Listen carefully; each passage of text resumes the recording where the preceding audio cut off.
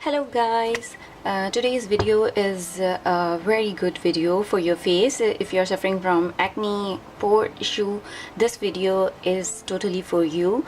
And for this video, all you would need a coffee, honey,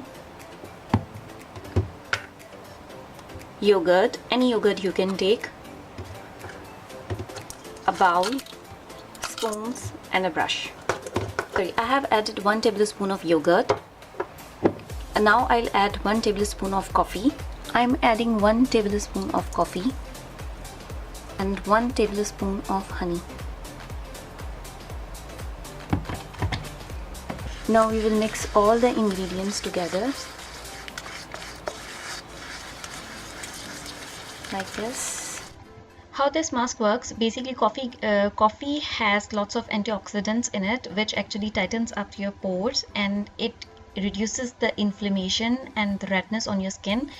Honey has antibacterial and antioxidants in it, so it lightens up the complexion, and the yogurt, it has lactic acid, which not only tighten up the pores but it also brighten up your complexion.